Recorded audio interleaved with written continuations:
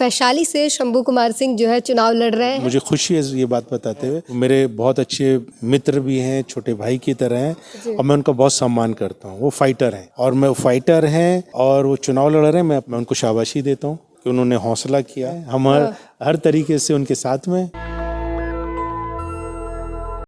नमस्कार, मैं ब्यूटी गिरी और आप देख रहे हैं नेशनल दस्तक। इस वक्त लोकसभा चुनाव चल रहे हैं और जोरों शोरों से तैयारी चल रही है। अलग अलग बयानबाजियां हो रही हैं।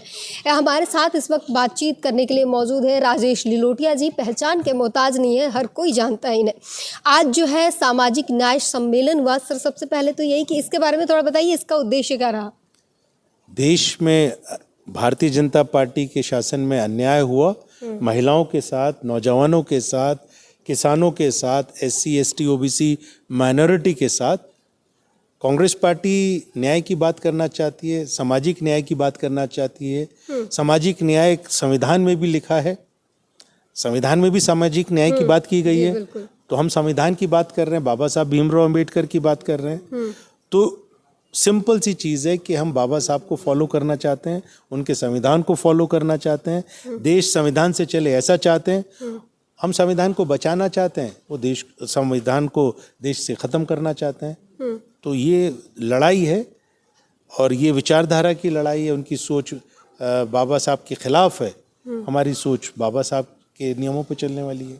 प्रधानमंत्री कह रहे हैं कि आपका मैनिफेस्टो जो है वो पैसा बांट देगा सारा, और बात जो है मंगलसूत्र तक आ गई है। तो ऐसा क्या लिख दिया आपने मैनिफेस्टो में?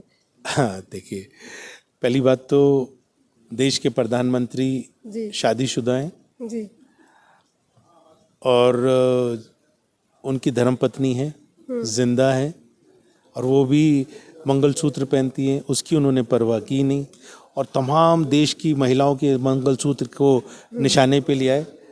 तो ये बहुत एक ना पर्सनल चीज़ होती है। ये हमारा, ये उन्होंने रिश्तों को भी, ये रिश्ता है, हमारी आस्था है कि मंगलसूत्र पहन के वो क्या करना चाहती हैं महिलाएं, ये बताना चाहती हैं मैं सुहागिन हूँ जी। तो उन्होंने आज उसको भी दांव पे लगा दिया। ये बौखलाहट है देश के प्रधानमंत्री की, ये घबराहट है देश के प्रधानमंत्री की, कांग्रेस पार्टी के न्याय पत्र जो हमारा घोषणा पत्र है उसको देखकर। 5 जो हमने न्याय की बात की, उसके अंदर 25 गारंटी की बात की। उसके अंदर हमने हर वर्ग को उसके उज्जवल भविष्य को सुनिश्चित करने की बात कही है। मैं डिटेल में इसलिए नहीं जाना चाहूँगा क्योंकि उसको पढ़ेंगे आप तो आपको लगेगा कि ये हकीकत में कांग्रेस पार्टी मतलब एक दूर, मतलब आने वाले 5 साल के अंदर हमारा क्या रोड मैप होगा लोगों के लिए, उनके उत्थान के लिए, उनके विकास के लिए, देश की इकोनॉमी को कैसे ठीक करेंगे, वो सब चीज़ों के लिए हमारा एक विजन पेपर है। तो मुद्दा ये नहीं है कि हम क्या करेंगे, मुद्दा ये है कि आपने क्या किया था 10 साल में, उसकी जानकारी दीजिए।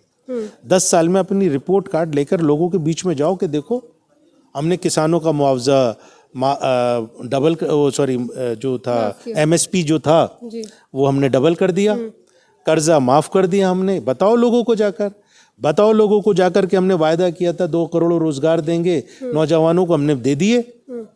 बताओ कि महिलाओं को सुरक्षा देंगे हम, और महिलाओं के साथ में कुछ नहीं हुआ। मणिपुर में भी महिलाओं के साथ अत्याचार नहीं हुआ। वो जो पहलवान महिलाएं थी उनके साथ भी कुछ दुराचार नहीं हुआ। क्यों नहीं जाते लोगों के बीच में बताने के लिए?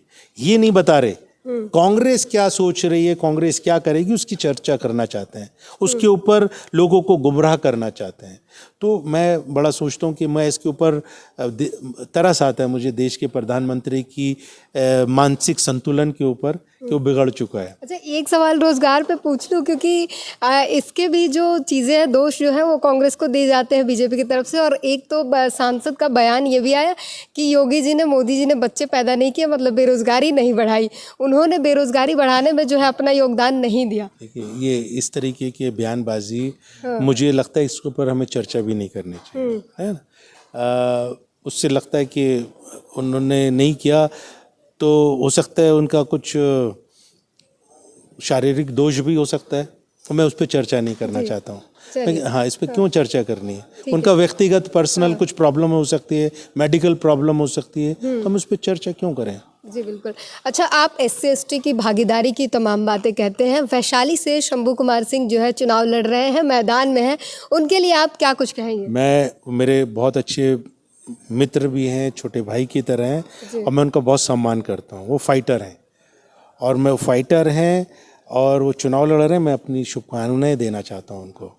जीत के लिए उनका लगातार वो प्रयासरत है और उनकी कहना है कि 75 साल तक किसी भी SC/ST को यहाँ पर मौका नहीं दिया गया, कोई भी जीत कर नहीं गया और हमेशा दबाया गया। तो क्या इस बार? देखिए, सबसे इम्पोर्टेंट चीज़ तो ये है कि वो जनरल सीट से जी चुनाव लड़ रहे हैं। मैं उनको शाबाशी देता हूँ कि उन्होंने हौसला किया। हम हर तरीके से उनके साथ में, मैं उनका मदद करूँगा, हेल्प करूँगा उनकी। कहना ये चाहेंगे कि जिस तरीके से बात होती है कि SC/ST जो फिक्स रिजर्व सीटें हैं वहाँ पर तो देना मजबूरी हो जाता है एक तरीके से और देना पड़ता है, लेकिन जनरल सीट से किसी SC/ST को टिकट देना मिलना बहुत वो चीज़ें होती हैं। तो इस वक्त कांग्रेस पार्टी ने दिया जी, हर प्रदेश के अंदर आप देखेंगे कि वहाँ पर जनरल सीट से SCs भी, STs भी और OBC भी लड़ रहे हैं। जी और मुझे खुशी है ये बात बताते हुए, अभी जो हमारे नेशनल कोऑर्डिनेटर हैं SC/ST OBC माइनॉरिटी के, नेल्लोर से चुनाव लड़ रहे हैं। जनरल सीट है, रिजर्व वो खुद SC हैं, चुनाव लड़ रहे हैं। एक मतलब वैसे एग्जांपल दे रहा हूँ, आपने सवाल किया तो। जी, और तमाम तरीके की आप जी मैं के राजू जी की बात कर रहा हूँ। के राजू जी जो हमारे नेशनल कोऑर्डिनेटर हैं, वो चुनाव लड़ रहे हैं नेल्लोर से, जो जनरल सीट है। जी, मोदी जी अब आते हैं माइनॉरिटीज़ वाले सवाल पे। मोदी जी कह रहे हैं कि मैंने एक बात क्या कह दी, पूरे कांग्रेस में बौखलाहट आ गया है, भूचाल आ गया है। देखिए, हम लोग धर्मनिरपेक्ष देश है, ये सेकुलर आइडियोलॉजी के लोग हैं हम, जहाँ पर हिंदू, मुसलमान, सिख, ईसाई सबको बराबरी का दर्जा मिले, मान सम्मान के साथ में वो जी सकें, ये संविधान ने दिया है। तो मैंने बार बार बोला कि देश का प्रधानमंत्री, RSS, BJP की सोच क्या है, वो एंटी कॉन्स्टिट्यूशन है, एंटी संविधान है।